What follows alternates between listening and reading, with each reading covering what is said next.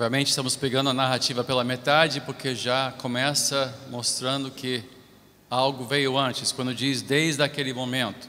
Mas enfim, desde aquele momento Jesus começou a explicar aos seus discípulos que era necessário que ele fosse para Jerusalém e sofresse muitas coisas nas mãos dos líderes religiosos, dos chefes dos sacerdotes e dos mestres da lei, e fosse morto e ressuscitasse no terceiro dia. Então Pedro, chamando-o à parte, começou a repreendê-lo, dizendo: nunca, Senhor, isso nunca te acontecerá. Jesus virou-se e disse a Pedro: para trás de mim, Satanás, você é uma pedra de tropeço para mim, e não pensa nas coisas de Deus, mas nas coisas dos homens. Então Jesus disse aos seus discípulos: se alguém quiser acompanhar-me, negue-se a si mesmo, tome a sua cruz e siga-me. Pois quem quiser salvar a sua vida, a perderá. Mas quem perder a sua vida por minha causa, a encontrará. Pois que adiantará ao homem ganhar o mundo inteiro e perder a sua alma?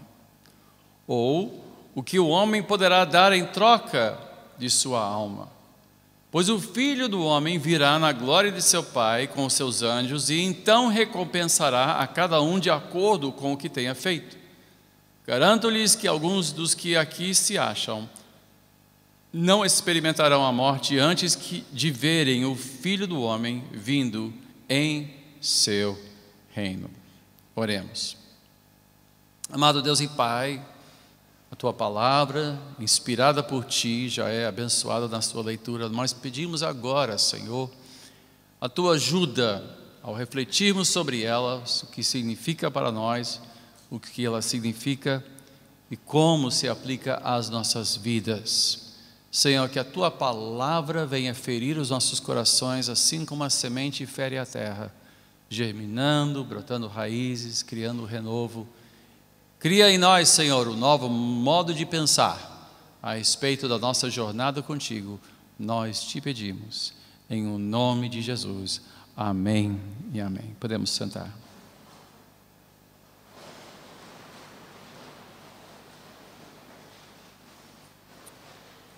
Nós vivemos numa geração, numa época de almas vazias, vidas sem noção e sem rumo, e que passam por algo estranho chamado o paradoxo hedonista. Jesus aqui faz uma justaposição interessante sobre uma vida e uma vida sem alma, uma vida desalmada, literalmente. A vida que ele denuncia é uma vida vazia, sem propósito, e que vive em função dos seus próprios interesses e da sua própria felicidade. O nosso mundo cada vez mais imagina a vida como sendo algo que diz respeito apenas ao agora, ao prazer momentâneo, ao lucro rápido. Tudo que custa deve ter um retorno imediato, o mais rápido possível. E de fato, o lema do nosso mundo é: comamos e bebamos, pois amanhã, se não morreremos, podemos até morrer. Então tem que se agarrar ao prazer do momento, tem que se agarrar à vida agora. Isso tem sido fonte de dores sem fim, de vida sem compromisso, de famílias sem alma, de até igrejas sem alma. Nós perdemos a capacidade de imaginar o amanhã e, portanto, perdemos qualquer possibilidade de uma vida virtuosa e de um valor duradouro. Mas isso não é nada de novo. O homem sempre foi assim. O homem sempre buscou o prazer, o contentamento, a sua própria realização, sempre buscou a felicidade. Mas o paradoxo hedonista e isso não é um conceito cristão, mas é um conceito achado na psicologia, quanto mais o homem vive apenas em função da sua alegria, da sua felicidade, menos feliz ele será. Estudo após estudo mostra pessoas se frustrando no casamento. Por quê? Porque buscam o par perfeito, o cônjuge perfeito, o homem perfeito. Homens perfeitos não existem. A esposa perfeita também não existem. Todos nós somos falhos. Mas como nós vivemos num mundo que cada vez mais nos oferece mais e mais e mais opções, não sei quantos canais de televisão, ao ponto de nós não conseguimos nem sequer assistir a um programa inteiro sem nos perguntar: será que eu estou perdendo algum outro programa? E vivemos surfando, né, os canais e assistindo um pouquinho de cada coisa e não assistindo inteiramente nada. Ou seja, eu cortei TV a cabo na minha casa. Eu cortei completamente, não tenho TV aberta nem TV a cabo, mas às vezes quando eu viajo, eu chego num hotel e eles têm, claro, TV a cabo com não sei quantos canais. E é terrível, porque eu caio naquele mesmo hábito de pegar o controle remoto e começo a procurar o programa perfeito. E quanto mais canais tiver, menos eu fico parado em cada canal. Alguém já teve essa experiência além de mim? Você tem essa experiência, né? Então, você assiste uma televisão, mas você não assiste mais um programa, você assiste 20 programas de cada vez, e quando vem comercial, você diz: não vou assistir com esse comercial, vou pular para outra coisa, e você já pula para outro canal e perde o fio da meada daquele canal. Então você vê pedaços. Literalmente, nossa vida é vivida assim. Nós estamos procurando uma vida perfeita, uma vida feliz. E Cristo diz: quanto mais nós procurarmos a felicidade, nós vamos perdê-la. Quanto mais nós procurarmos a nossa vida, nós vamos perdê-la. Hoje em dia, nós vemos, e eu vi recentemente uma notícia estarrecedora, porque agora o negócio todo é selfie, não é? Quem aqui já tirou um selfie hoje? Essa semana já tirou um selfie? Todo mundo tirou um selfie? Todo mundo sabe o que é um selfie? O selfie, para quem não sabe o que é isso, que chegou aqui de Marte, está nos visitando de Marte, talvez, porque todo mundo sabe que é um selfie, não é? Um selfie é o quê? É uma foto de si mesmo dentro de um contexto. Então você pega seu telefone que tem duas câmeras, uma para frente e outra para trás, e você vira a câmera para trás e você bate. Mas eu vi um artigo que mostrou o número de pessoas que morreram tirando um selfie. Por quê? Porque estavam perto de um precipício, perto de um parapeito, perto de alguma coisa, e na hora de virar, ou de repente numa linha de trem, ou na frente perto de trânsito, e literalmente estavam tão focados em tirar uma foto de si, que perderam a sua vida, caindo do precipício, caindo do parapeito, caindo ou sendo atropelado por um trem, ou por um cavalo, ou por um, sei lá. É a parábola perfeita. Pessoas buscando algo para se realizar, para ser feliz, mas nesta vida de busca de felicidade, não acham. É o paradoxo do hedonismo.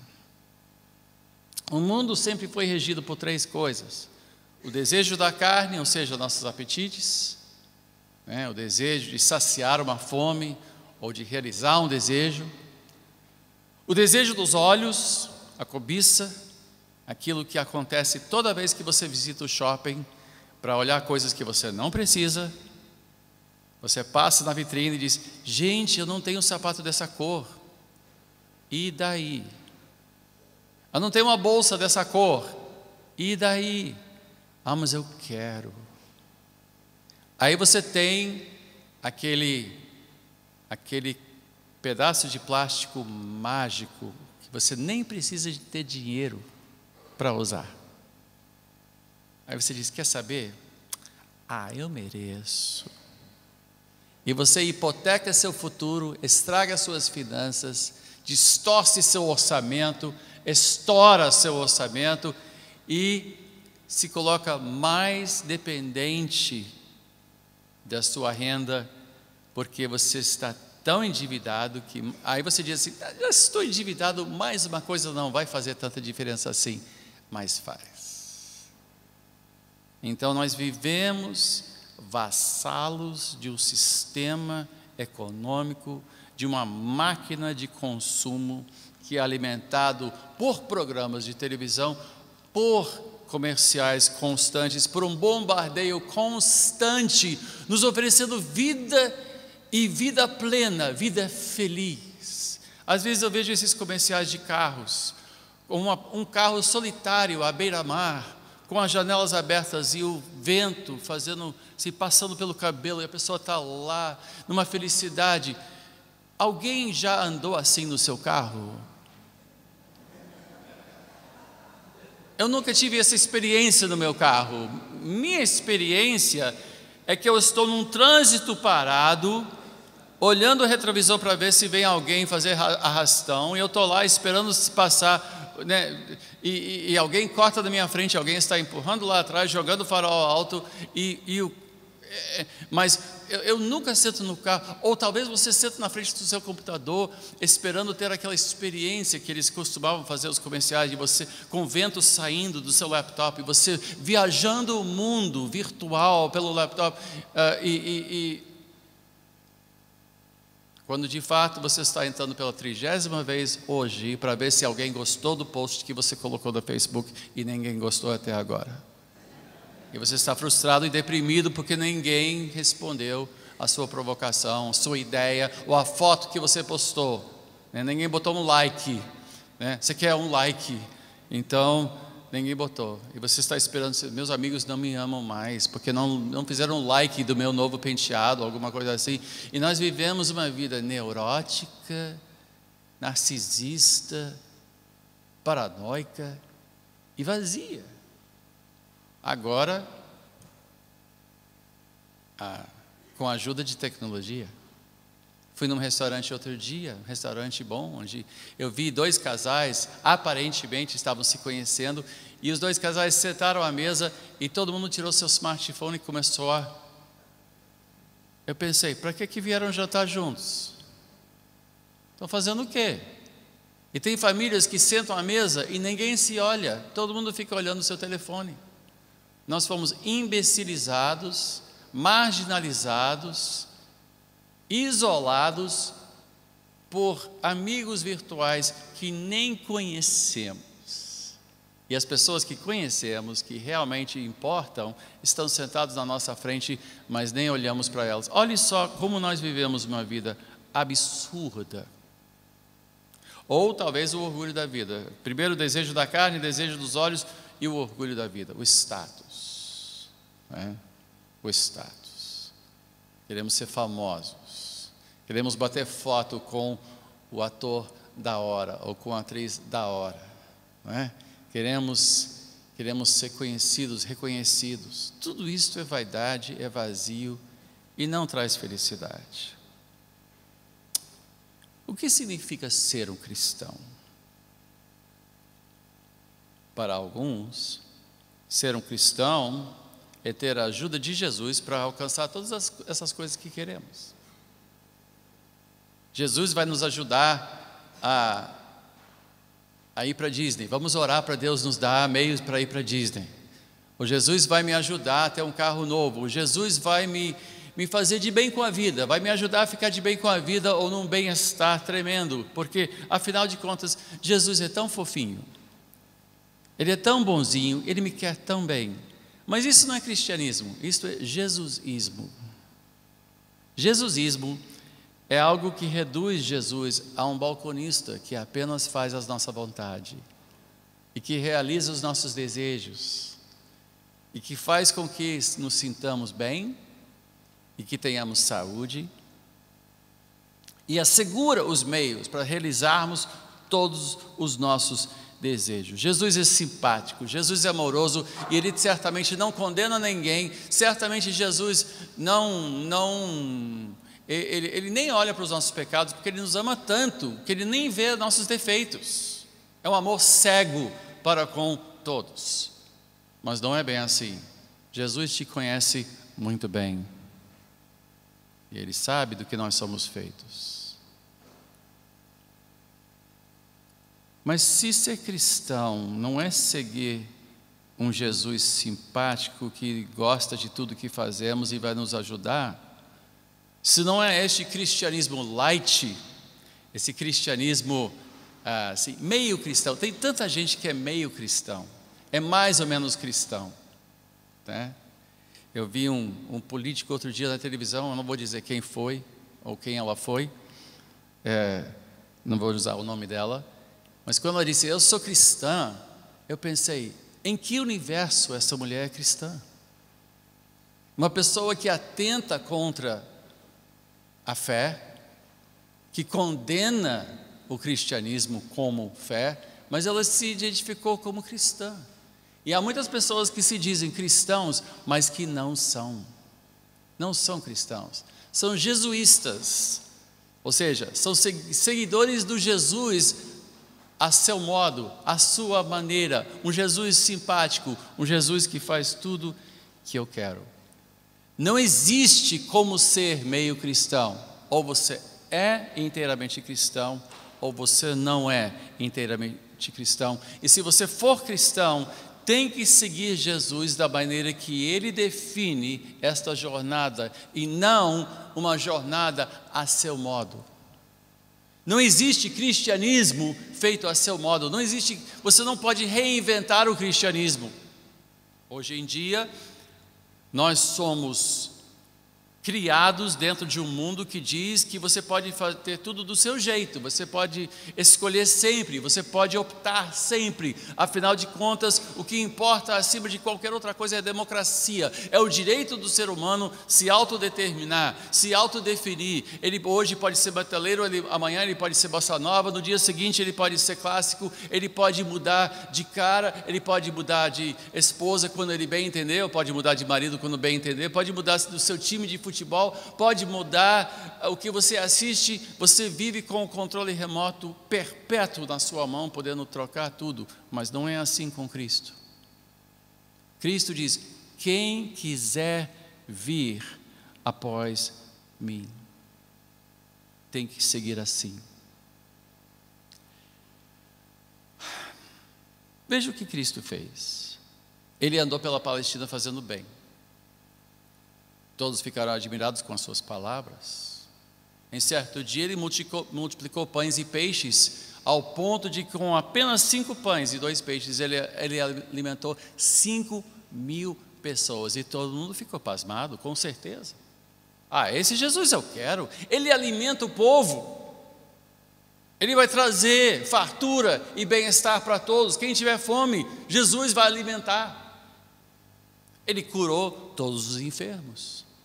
Certamente não precisamos ficar mais na fila do SUS, não precisamos mais de Bolsa Família. Tendo Jesus, todos os seus problemas acabaram. Eu não vou dizer que, mas isso é uma religião tabajara. É uma religião que não bate com o que as Escrituras dizem. Que agora ele vai resolver todos os seus problemas, vai trazer só alegria, não vai ter dor nenhuma, você vai se realizar. E todos queriam seguir Jesus, aonde ele fosse, tinha multidões. Zaqueu, para poder ver Jesus, ele teve que subir numa árvore, porque ele era baixinho, ou seja, a beira da estrada estava cheio de gente, multidões seguiam ele, vinham atrás dele, procuravam, por quê? Porque ele só estava fazendo bem. E então ele vira para Pedro e diz, agora é hora de morrer. Pedro disse, não. Mas ele disse, é necessário que eu morra. É necessário que eu vá para Jerusalém, sofra muitas coisas, seja entregue aos poderes lá, e eu vou ser crucificado, mas eu vou ressuscitar no 3º dia. Não. Absolutamente não. Você nasceu para ser cabeça e não cauda. Você nasceu para ser vencedor. Você é o Filho de Deus. Você não pode perder. Você não pode passar por uma cruz. E Jesus responde, não só eu, Mas quem quiser vir após mim, quem quiser me seguir, também vai ter que abraçar o quê? A cruz, a sua cruz. Ou seja, eu vou ler novamente as palavras dele. Então Jesus disse aos seus discípulos: se alguém quiser acompanhar-me, negue-se a si mesmo. Essa geração não sabe se negar. Essa geração sabe se esbaldar, se permitir, procura de todas as maneiras se agradar a si mesmo, procura de todas as maneiras se realizar, a ser mais ele, a ser mais quem nós somos. Nós queremos ser conhecidos, queremos fama, queremos reconhecimento, queremos satisfação, queremos prazer, queremos saúde, queremos bem-estar, queremos avançar, não queremos recuar. Negar-me a mim mesmo? Que isso? Imagina. E diz mais: negue-se a si mesmo, tome a sua cruz. A cruz é o símbolo de morte. Pois quem quiser, e aí ele diz: pois quem quiser salvar a sua vida, vai perdê-la, a perderá. Mas quem perder a sua vida por minha causa, a encontrará. Pois que adiantará o homem ganhar o mundo inteiro e perder a sua alma? Ou o que o homem poderá dar em troca da sua alma? Seguir Jesus representa uma ruptura radical com os valores deste mundo. Seguir a Jesus é ser disposto, é estar disposto a não se agradar em todo momento, se realizar em todo momento, avançar a qualquer oportunidade, mas sim seguir o desejo de Deus para a sua vida. Está pronto para aprender a pensar e viver radicalmente redefinido pelas palavras de Cristo, a começar pela obra da cruz. A obra da cruz é o mote central da vida cristã. É o fio condutor da maturidade cristã. É o alvo do cristão. O alvo dele não é sofrer, não somos masoquistas, mas o alvo é fazer tudo necessário para sermos fiéis a Cristo Jesus. Não é assim que a igreja anda vivendo hoje em dia. Hoje em dia, nós somos tão carnais e tão mundanos quanto os que não afirmam seguir a Jesus Cristo. Nós também somos levados pelo desejo da carne, pela concupiscência, o desejo da carne, o desejo dos olhos e pelo orgulho da vida.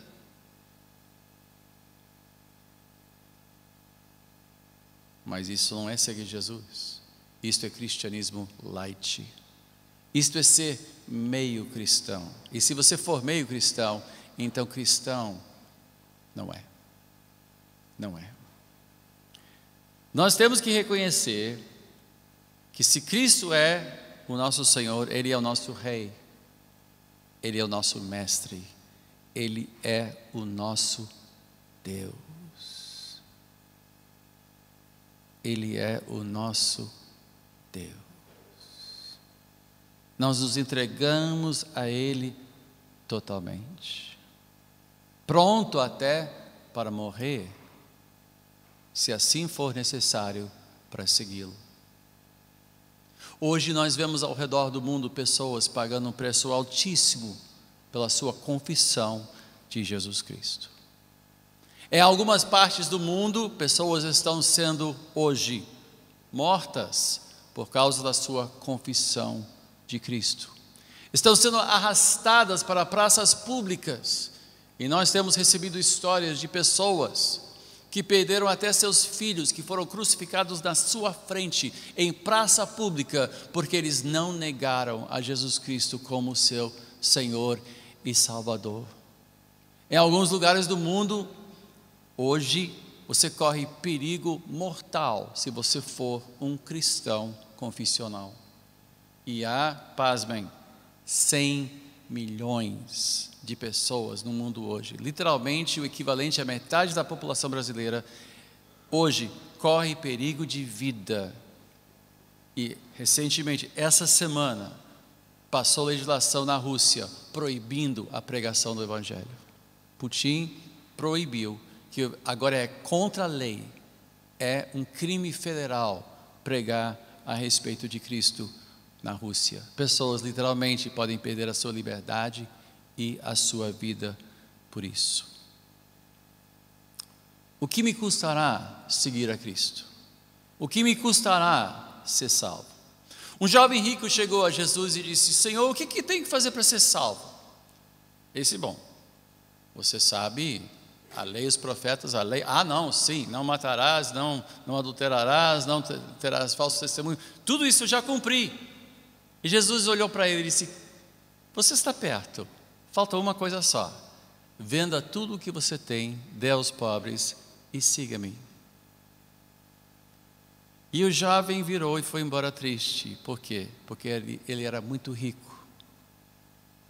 E então Jesus virou e disse: o rico dificilmente segue. O custo para ele é alto demais. Por quê? Porque o seu Deus é o dinheiro. Uma vez chegou uma psicóloga na igreja e veio falar comigo e disse: olha, pastor, isso foi há muitos anos, eu estou até pensando em seguir a Jesus Cristo, mas eu quero saber uma coisa: se eu seguir a Jesus Cristo, tenho que abandonar a minha profissão? Qual é a resposta? Não, claro que não. Só que eu percebi que a sua profissão era um ídolo tão grande na vida desta jovem. E eu tive que responder como Cristo respondeu ao jovem rico. E eu disse: eu não sei. Eu não sei. Ela ficou triste. O quê? Para seguir a Cristo, talvez eu tenha que abandonar a psicologia. Eu disse: talvez. Ela disse: então isso eu não quero. Este Jesus eu não quero. E quantas vezes pessoas frustradas, porque uma senhora chegou na igreja e disse: estou indo embora, estou deixando a igreja. Por quê? Porque eu pedi que minha filha passasse no vestibular e Deus não respondeu a minha oração. E eu virei e disse: mas ela estudou? Não, mas eu fiz a corrente de oração, eu fiz oração forte. Mas ela fez cursinho? Não. Olha, e a resposta dela foi: não é este o Deus que eu queria seguir, não. Eu queria um Deus que fizesse tudo o que eu quero, que me desse tudo o que eu desejo, tudo o que eu almejo, tudo o que eu preciso, porque afinal de contas eu quero ir para Disney. E o Deus que eu sirvo vai conseguir para mim dinheiro suficiente para ir para Disney. Tem pessoas que literalmente estão fazendo um propósito em Deus.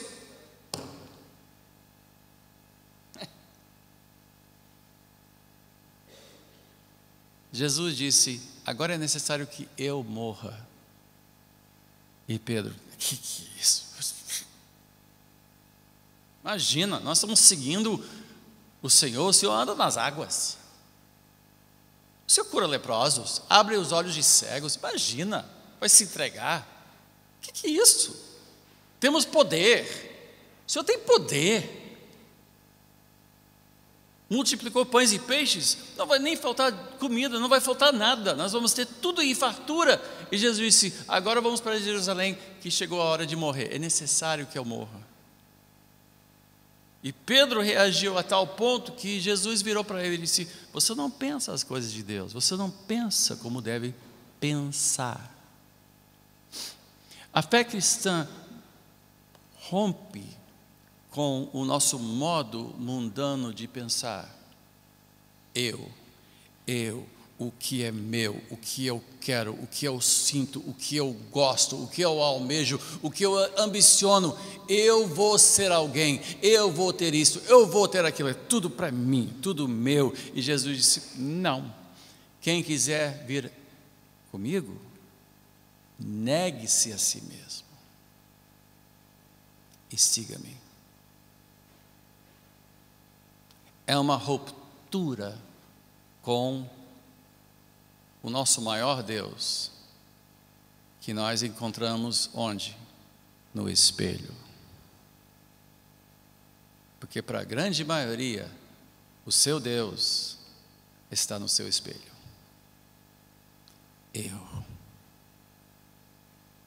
Eu me amo, eu me gosto, eu quero, eu vou ser, eu vou conseguir, eu vou ser alguém.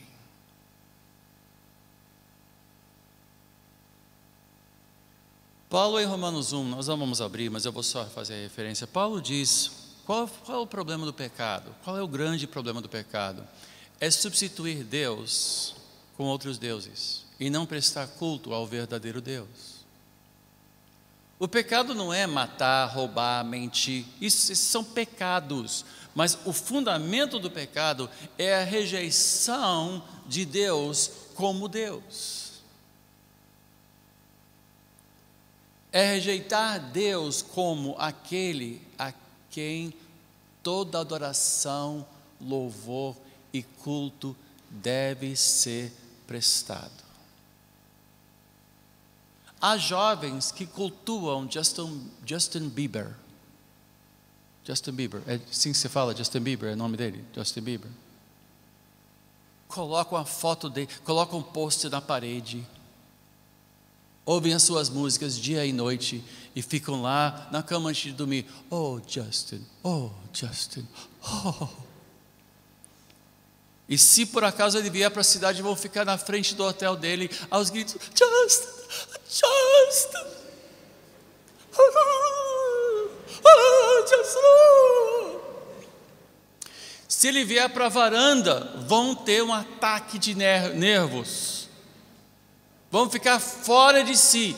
E se por acaso na saída do hotel conseguirem tocar na mão dele, nunca mais vão lavar a mão. Vão ficar: ele tocou a minha mão. Um dia eu vou casar com ele. É meu sonho. Isto é devoção. É devoção. Ridicularizamos isto, mas é algo que é sentido, é profundo, é profundamente sentido. O ídolo, e é chamado de ídolo com toda a propriedade. É correto chamá-lo de ídolo, porque é um ídolo.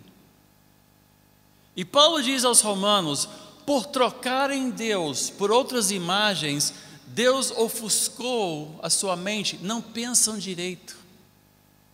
Pessoas se acham espertas, se acham inteligentes, mas de fato se tornam tolas e perdidas. Por quê? Porque invertem as coisas. Só quem segue a Cristo entende a vida como ela realmente é e deve ser. Pois quem buscar a sua vida vai perdê-la. Mas quem perde a sua vida, ou seja, quem entrega a sua vida, quem dedica a sua vida a Cristo, este vai achá-la. A sua vida terá alma, terá peso. De outra forma, se não for Deus no trono da sua vida, ela se torna uma vida desalmada, vazia. Quantas pessoas vivem em função da sua vaidade, do seu cabelo, da sua aparência. E enquanto são jovens e bonitos, isso dá certo. Mas olhe que coisa trágica.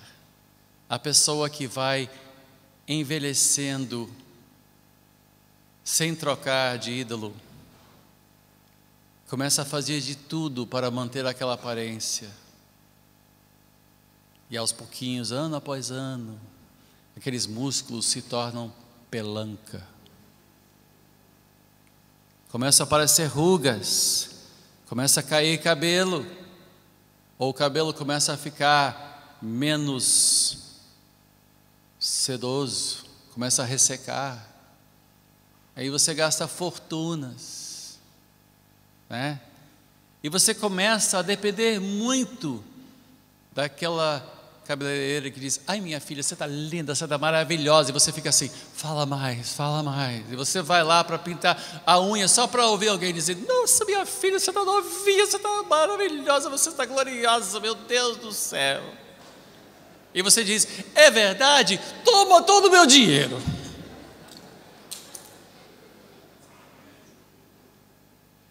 Porque quem fala isso merece todo o nosso dinheiro e custa caro.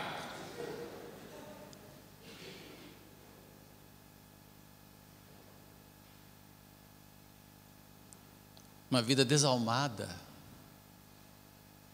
Quem vive em função do seu prazer, do seu entretenimento, entra em casa, não consegue ficar 5 minutos sem ligar alguma coisa, televisão, que tem pavor do vazio que você tem por dentro. Tem que viver com aquele barulho constante, constante. Se não tiver rádio ou televisão ligado, você fica nervoso. Por quê? Porque sua alma está vazia, oca.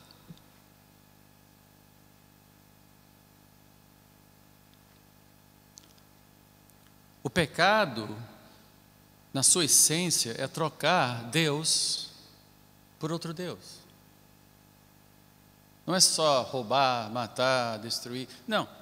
É trocar Deus por qualquer outra coisa no seu lugar. Especialmente, número 1, trocar Deus pelo Deus que você tem no espelho. Romanos 6, vamos abrir Romanos 6.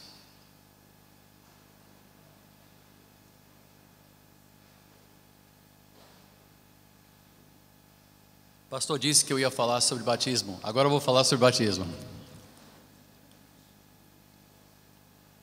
Que depois de destronar o jesusismo, né, que é o que? Seguir um Jesus a seu modo, sem trocar o Deus da sua vida. O que é o verdadeiro cristianismo. Agora vamos ver em Romanos 6. Versículo 1 diz: que diremos então? Continuaremos pecando para que a graça aumente? De maneira nenhuma. Nós, os que morremos para o pecado, como podemos continuar vivendo nele? Ou vocês não sabem que todos nós que fomos batizados em Cristo Jesus, fomos batizados em sua morte? Portanto, fomos sepultados com ele na morte por meio do batismo, a fim de que, assim como Cristo foi ressuscitado dos mortos mediante a glória do Pai, também nós vivamos uma vida nova. Se dessa forma fomos unidos a Ele na semelhança da sua morte, certamente seremos também na semelhança da sua ressurreição. Pois sabemos que o nosso velho homem foi crucificado com Ele para que o corpo do pecado seja destruído e não mais sejamos escravos do pecado. Pois quem morreu foi justificado do pecado. Ora, se morremos com Cristo, cremos que também com Ele viveremos, pois sabemos que, tendo sido ressuscitado dos mortos, Cristo não pode morrer outra vez. A morte não tem mais domínio sobre Ele, porque morrendo Ele morreu para o pecado uma vez por todas, mas vivendo, vive para Deus. Da mesma forma, considerem-se mortos para o pecado, mas vivos para Deus em Cristo Jesus. Portanto, não permitem que o pecado continue dominando os seus corpos mortais, fazendo que vocês obedeçam os seus desejos. Não ofereçam os membros do corpo de vocês ao pecado como instrumentos da injustiça, antes ofereçam-se a Deus como quem voltou da morte para a vida, e ofereçam os membros do corpo de vocês a Ele como instrumentos de justiça. Veja que o ato de batismo é um compromisso público É um gesto público que marca algo que já aconteceu no seu coração. Você decidiu não mais servir a si mesmo como seu Deus, mas usando a morte de Cristo como a referência da sua vida. Você agora está disposto a morrer para si, para os seus desejos, para os seus direitos, para a sua prioridade, e viver somente para Ele. Nós vivemos agora como cristãos, a partir desse momento de iniciação, numa jornada de aprender a cada dia o que isso significa. É chamado santificação, ou seja, nós vamos mortificando, nós vamos matando aos pouquinhos o quê? Os desejos que nos consomem, que esvaziam a nossa alma, que atentam contra o nosso bem eterno. Essas coisas que nos consomem, como o consumismo, os apetites desenfreados, o orgulho da vida. Vamos nos esvaziando para ficarmos cheios de Deus, vivendo para Deus, adorando a Deus. Se pudermos usar o Justin Bieber como exemplo, em vez de ficar só ouvindo a música dele, nós pegamos a palavra de Deus e dizemos: eu amo a palavra desse meu Deus. Então nós lemos, gastamos tempo na sua presença, porque Ele é precioso, porque Ele nos quer bem de fato, porque Ele morreu por nós, Ele nos dá vida, Ele é a razão da nossa vida, Ele enche a nossa alma como nada neste mundo pode fazer, e um dia estaremos com Ele eternamente. Que esperança maravilhosa, que segurança! Sou de Jesus e já desfruto o gozo da luz. Sou por Jesus herdeiro de Deus, Ele me leva à glória dos céus. Canta minha alma, canta ao Senhor, rende-lhe sempre ardente louvor. Canta minha alma, canta ao Senhor. O batismo marca o quê? Uma ruptura. Até aqui eu vivi para mim, até aqui eu vivi não me negando, mas buscando me realizar, buscando sempre o que era mais interessante para mim, os meus desejos, o meu orgulho, aquilo que eu vislumbrava, que me traria prazer. A partir de hoje, eu já sou regido por outro, e aos pouquinhos morro para estas coisas que consomem e que consumiam a minha alma, e então de glória em glória Deus vai nos transformando, Deus vai nos mudando, e um dia estaremos com Ele por toda a eternidade. Vamos orar. Nosso Deus e Pai, gratos somos por estas vidas que viram e ouviram a verdade em Cristo, que hoje são pessoas que enxergam além de tudo que este mundo pode oferecer, que entendem o vazio que este mundo representa e a mentira e as promessas que não se cumprem, que este mundo vive a fazer. Obrigado por essas vidas que iniciam esta jornada contigo, de uma vida plena, profunda, de uma alma rica e cheia da tua presença, o Criador dos céus e da terra, o único e verdadeiro Deus. Bendizemos o teu nome, bendizemos o teu nome. Amém.